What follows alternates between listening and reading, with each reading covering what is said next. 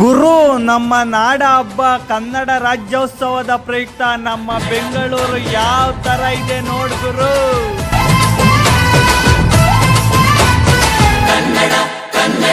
ಅವ್ವ ಕಣ್ಣು ನಮ್ ಜೀವ ಕಣ್ಣು,